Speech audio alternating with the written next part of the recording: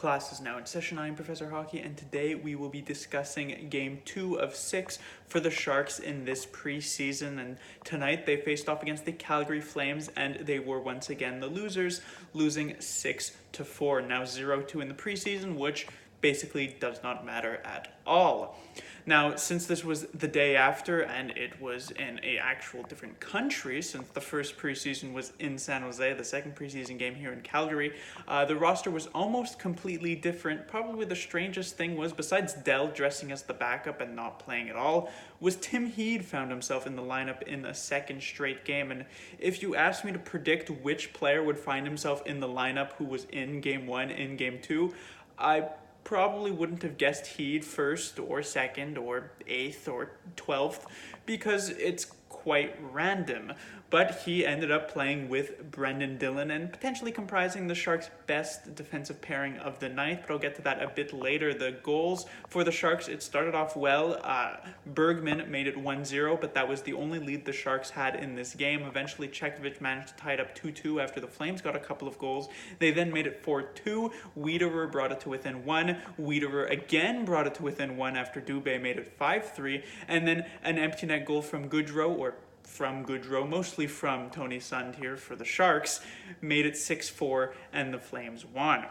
So, covering the first line first, it was Kane, Hertl, and Gambrell. Kane and Hertl, like Vlasic and Burns before, were the two main veterans who got to play in this game, and like Burns and Vlasic before, I won't necessarily review them, but let's just say it wasn't their best game.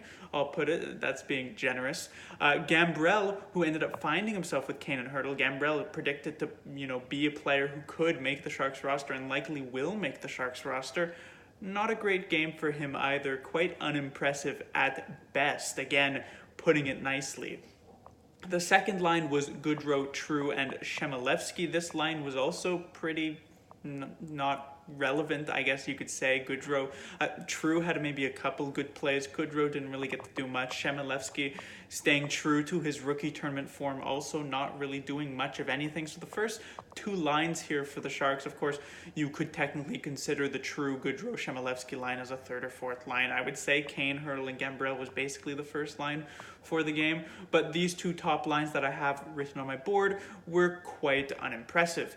Where the main action came from with the Sharks was on their bottom two lines. The Chekovich, Kelman, and Redill line was actually quite good. They probably had the best shift in the game late in the second period. Chekovich looked quite strong. I thought Redill showed a lot of offensive flair. Kelman, maybe the odd one out on that line, not necessarily doing too much, but still he hung out with Chekovich and Redill. He wasn't, a detriment on that line, I guess you could say. So pretty all-around strong line. And then Wiederer, Bergman, and Helbegewatz. I had said Meyer was likely the MVP for the Sharks in the previous game. You could definitely point to Helbegewatz as the MVP for the Sharks in this game. He looked quite strong, quite good, and it was pretty interesting to see Helbegewatz on the Sharks, and then on the other side, Johnny Goodrow on the Flames, both players who are built similarly, smaller players. Goodrow, of course, a ton of success in the NHL, almost 100 points last season. Helbegewatz not yet with an NHL game, but he looked quite impressive here tonight, and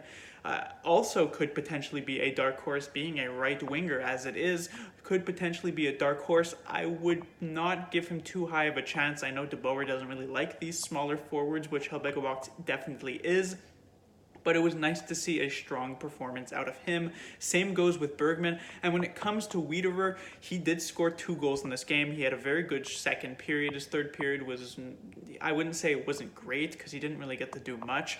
His first period, he may have had one of the worst shifts I've seen. It was like one of his shifts where he had maybe 5 misplays and 5 mistakes that were just so apparent that it was quite disappointing to watch. But he definitely picked it up after that in the second period, so I will forgive him for that. And that was likely the Sharks' best line, with Helbegewatz standing out as potentially the Sharks' best player.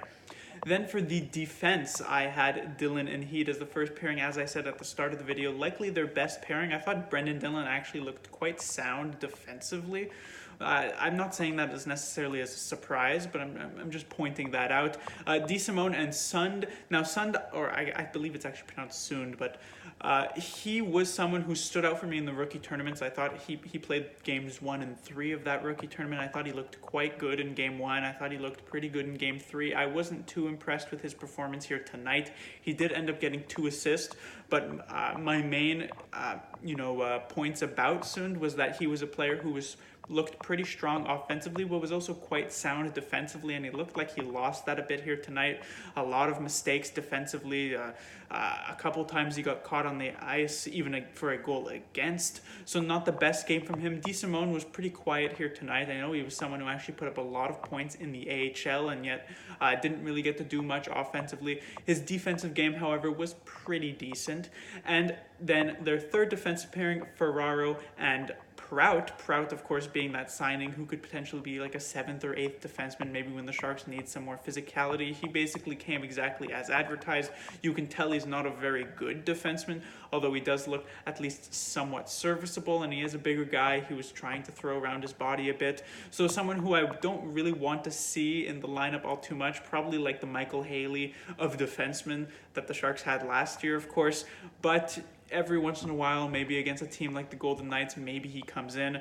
When it comes to Ferraro, I wasn't super impressed. I feel like he hasn't really lived up to what he was able to do in that first rookie tournament game, but he was still okay, still showing a lot of confidence in his game, jumping up in the play. He had a couple of good defensive plays. He had a couple of bad defensive plays. All in all, Ferraro, again, still potentially someone who could push for a spot in the lineup, especially with Heed, who hasn't been that fantastic here in these first couple of preseason games, although he was better tonight. But I wouldn't bet on Ferraro making it. On to the goaltenders. As I said, Arundel was the backup here tonight, although unlike in the previous game where he got to play half of it and split the net with Coronar, Bibeau played the entire thing, and Bibeau looked, well, to put it lightly, subpar. I don't think he was particularly strong. A couple of these goals he definitely would have wanted back. He looked shaky at best. And so it's not the best sign for the Sharks that their 2 goaltenders who were playing in the AHL last season have looked pretty subpar in these 2 preseason games that they have played, just to show if some sort of injury does happen, or if maybe Arundel is to leave the team next season since his contract will be up. Maybe the Sharks don't necessarily have a stronger goaltender to fall back on, but while with Bibeau, I would say that might be the case. I don't necessarily want to jump to conclusions about Coronar. Just all of this to say, Antoine Bibeau here tonight, not his best game. But that will do it for this review. The Sharks will be back in action on Saturday. They'll face off against the Golden Knights in preseason game 3, and maybe not game 3, but once we get to game 4, game 5, we'll start to see the Sharks lines coming together. You'll start to see more of Sharks regulars in the lineup. You'll probably get a lot more than just, Kane and Hurdle or Vlasic and Burns in the lineup, and we'll finally see what DeBoer decides to do with the players he has. Class dismissed.